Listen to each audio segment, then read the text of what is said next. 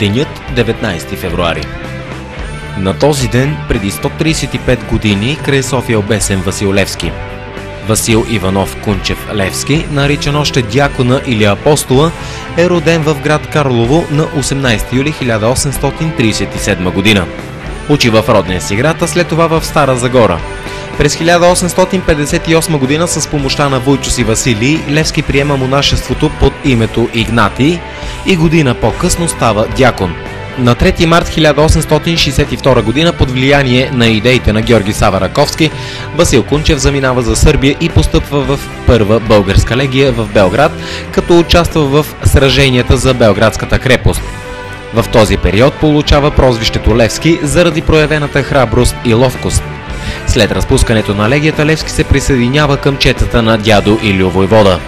През 1863 година се прехвърля в Румъния, но след кратък престой се завръща в България. От 1864 до 1866 учителства в село Войнягово и организира патриотични дружини за бъдещото въстание. През 1867 година Левски е знаменосец на четата на Панайот Хитов. Следващата година заедно с него се връща в Сърбия и постъпва в Втора легия. След разпускането й прави опит да премине в България с чета, но е заловен от сърбите и затворен в Зайчар. Така неуспехът на четническата тактика го довежда до идеята, че изходът на национално-освободителната борба е в пренасяне на нейния център в България. Идеята му се състои в изграждане на революционни комитети вътре в самите български земи, които да се превърнат в центрове българската революция. Тази идея той изразява най-напред в едно писмо до Панайот Хитов, а след това я прави достояние и на други дейци от българската революционна емиграция в Румъния. В резултат на 11 декември 1868 година и на 1 май 1869 година Левски предприема две обиколки из страната.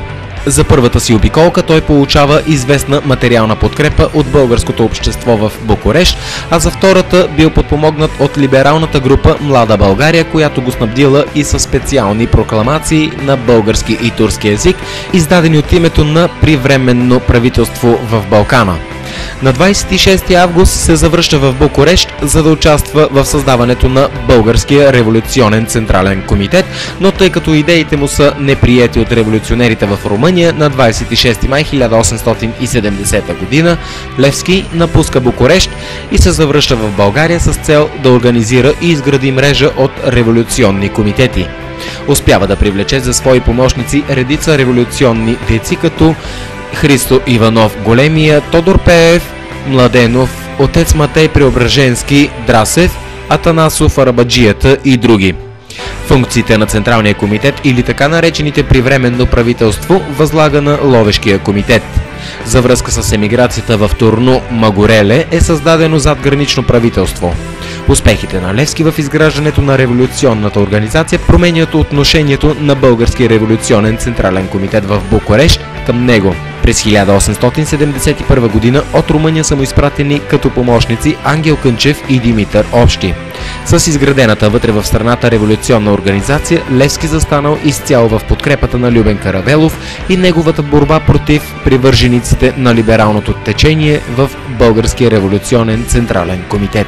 През втората половина на 1871 година той изработил проектопрограма и проектоустав на Българския революционен централен комитет и ги изпратил до революционните комитети за обсъждане и мнение.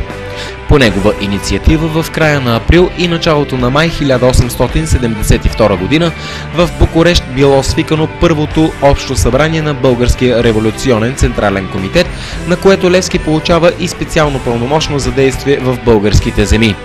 Възгледите на Апостола за изграждането на нейните задачи са изложени в изработената от него Нареда на работниците за освобождението на български народ през 1871 година.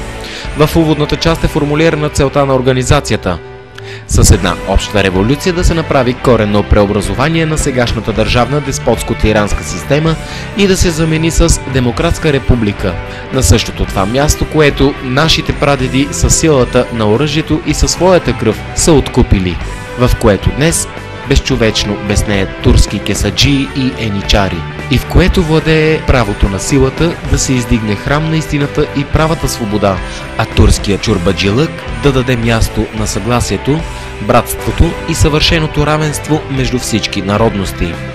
Българи, турци, евреи и други ще бъдат равноправни във всяко отношение, било във вяра, било в народност, било в гражданско отношение, било в каквото и да било. Всички ще спадат под един общ закон, който по висшегласие на всички народности ще се изработи. За всяко отклонение на тази цел наредата предвиждала смъртно наказание. Останалите параграфи се отнасят до организационната структура, правата и задълженията на революционните дейци и наказанията за извършени от тях провинения. След като получава пълномощието от Българския революционен централен комитет, Васил Левски се завръща в България и продължава по-нататъчното изграждане. Основава нови комитети не само в Северна, но и в Южна България, включително и в Македония. Точно когато дейността му достига своя най-голям размах на 22 септември през 1872 година в Арабаконашкия проход, днешен Ботевградски проход, Средна Стара планина, въпреки забраната от негова страна, е ограбена турска пощенска кола. Акцията е организирана от общо взети с 125 000 гроша, които трябвало да бъдат използвани за нуждите на вътрешната революционна организация. В отговор, турските власти предприемат масови арести на населението в този край, задържани са и голям брой членове на революционните комитети в Тетевен, Орхание, днешен Ботевград, Етрополе, Ловеч и близките край тях села. Действията на турските власти са улеснени до голяма степен от признанията, които прави Димитър Общи след залавянето му. Благодарение на тях, властта попада и по следите на Васил Левски. За да бъде предпазена от пълно унищожение, Българският революционен комитет иска от Апостола да вдигне въстание в България. Той обаче отказва, тъй като въпреки постигнатите успехи, смята, че подготовката за въстание не е достатъчна. С риск за живота си в Пазарджик, Левски се отправил към Ловеч, за да може да прибере и запази архивите на организацията. След това има намерение да се прехвърли в Румъния. На 26 декември 1872 г. пристига в Къкринското ханче, откъдето възнамерява да тръгне за Търново и Букурещ. При пътуването от Ловеч до Къкрина е придружаван от Никола Цветков. На 27 декември 1872 г. Левски е заловен от турските власти. Първоначално е отведен за разследване в Търново, а след това изправен пред специален съд в София. Първият разпит е проведен на 4 януари 1873 г. от комисията начело с Али Саиб Паша. Пред съдиите Апостолът прехвърля цялата вина на създадената организация върху себе си и предотвратява задържането на други нейни дейци. На 7 януари е организирана очна ставка с Димитър Общи и Атанас Попхинов. На следващия ден за одобрение специалната комисия изпраща на Великия везир в Цариград присъдата на членовете на революционния комитет в село Голям Извор, Тетевенско, участвали в обира при Арабаконак.